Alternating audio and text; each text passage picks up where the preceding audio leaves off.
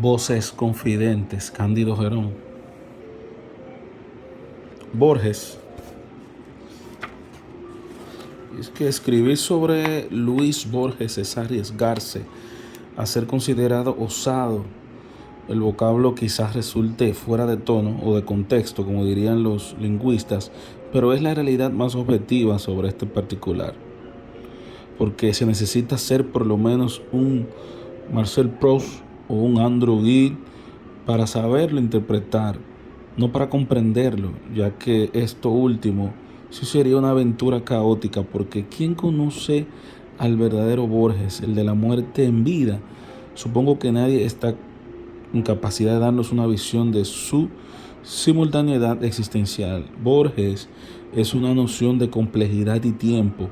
Entiéndase que hablo de noción como arquetipo de la adversidad y no de mezcla, que es una percepción acomodaticia de la razón con el mundo de los objetos. Noción, esa temporalidad, ritmo, causalidad y designio cabalístico, porque él mismo, refiriéndose a la obra de Ricardo Giraldes sobre Don Segundo Sombra, expresa que no solo dicha quiere el hombre, sino también dureza y adversidad. Entendemos que Borges en ese señalamiento quiere agregar que en el fondo de esa adversidad se encuentra la humanidad del hombre. Pesar, absurdo, cábala, insomnio y nostalgia son motivos de alegría en Borges. De ahí su dualidad, que para algunos críticos resulta inconcebible, que para quien escribe es una conversión descampanada de su intelecto ficcional, un afán de hacer perdurar en la memoria lo que la muerte reducirá a cenizas. También en el carácter fantástico, esta conversión juega un papel muy importante porque nos sitúa frente a sus espejos, los que según él multiplican identidad. Él mismo hace una evocación ritual de esa idea. Yo me acostaba y me veía triplicado en ese espejo y sentía el temor de que esas imágenes no correspondían exactamente a mí y de lo terrible que sería verme distinto en algunas de ellas. Cuando era chico, nunca me atreví a decirle a mis padres que me dejaron en una habitación totalmente oscura para no tener esa inquietud.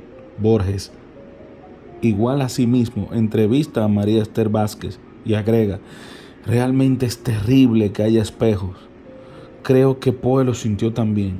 Nos hemos acostumbrado a los espejos, pero hay algo terrible en esa duplicación visual en la realidad. Esta ambigüedad supone un compromiso con el tiempo, la historia y la muerte. En esta visión de miedo transcurrida en la infancia y posteriormente convertida en obsesión a lo largo de la vida, no hay disparidad entre la exaltación del sueño y la expresión de entrever lo imposible.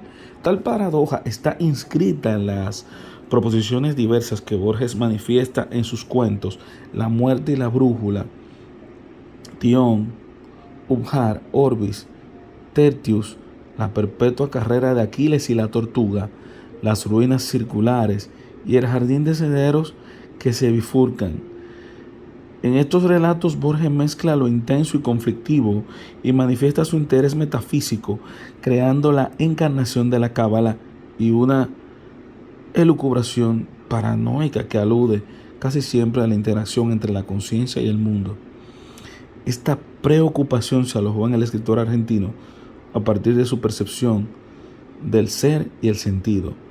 Desde esta perspectiva debemos reconocer que la importancia de su cuentística está en que nos presenta unos héroes de carne y hueso y al mismo tiempo transfigurados en fantasmas. Esto último es el soporte catalizador de su inventiva. Este espectáculo hay que vivirlo desde un amplio horizonte porque los argumentos expuestos en los relatos señalados están condensados desde una visión poética. Es por ello que su horizonte está demarcado por su destino. Una referencia a otros relatos de corte metafísico permiten conocer su entrega total en la profundización del yo y en su soledad. El procedimiento es claro y revelador. Como individuo problemático se sintió perseguido por los fantasmas y amenazado por la ansiedad de conocer el infinito más allá de cualquier sentimiento de duda. Por la crisis de identidad y la visión individual y solitaria por la que se vio obligado a buscar en la filosofía de Platón y Schopenhauer una especie de cosmología. En ese sentido, Borges está considerado como un visionario apocalíptico de su propio destino.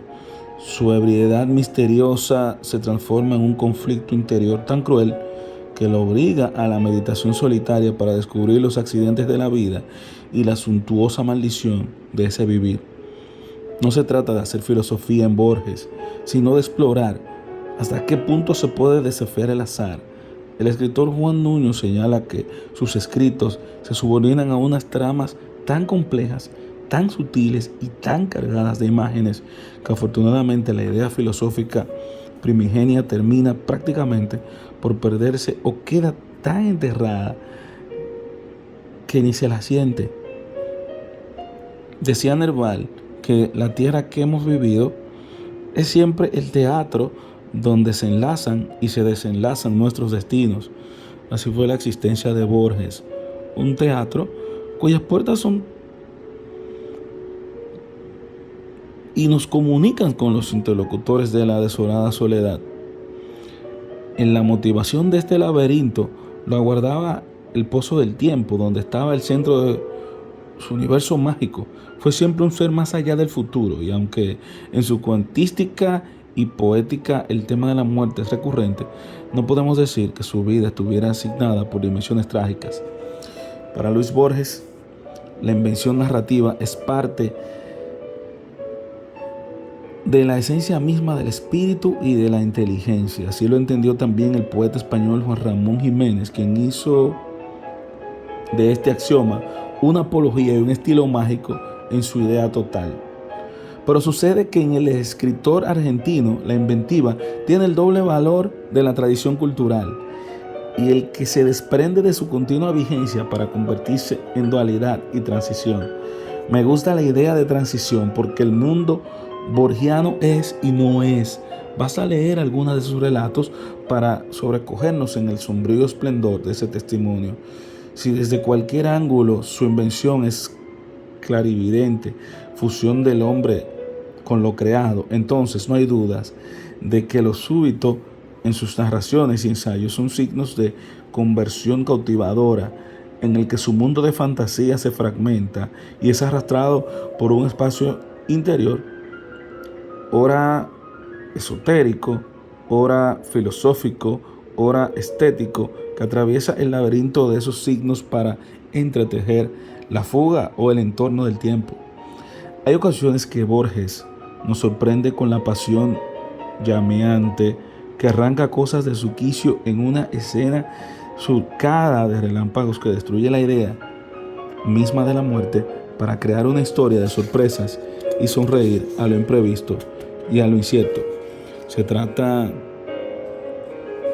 de un lirismo metafísico conmovido de iluminación, diría yo, porque a Borges le gustaba sobremanera atravesar el laberinto de la pasión y de las ideas culturales universales para sentirse libre y orgulloso de las fuerzas que lo empujaban a ser cada vez contradictorio y complejo en la oscura revelación de creador de fantasmas y ficciones.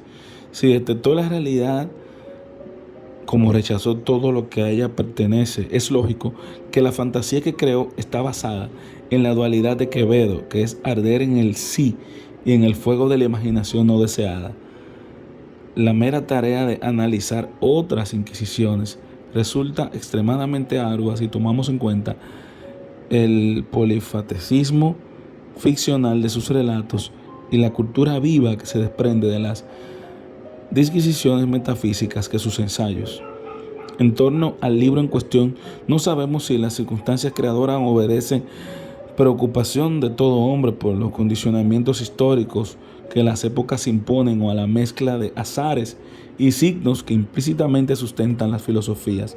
Lo cierto es que los aspectos más decisivos de esa particular lucidez y maestría de Borges están en el camino de la perspectiva que nos ofrece de la tradición cultural en la que asienta acontecimientos históricos, en la que sale a reducir la voluntad desafiante del emperador Shi Huangdi, quien al tiempo de ordenar la edificación de la muralla más infinita del mundo, asimismo mandó a quemar todos los libros anteriores a él. Esta dualidad en el emperador Shi Huangdi está basada en el culto al poder ideológico y en un querer suprimir las ideas estéticas de su tiempo.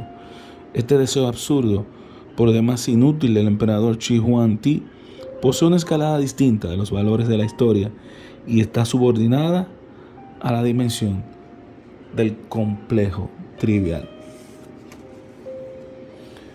Estudiando a Borges, del libro de Cándido Gerón, Voces Confidentes. Gracias por acompañarnos. Nos vemos en el próximo libro. Recuerda, los libros te educan.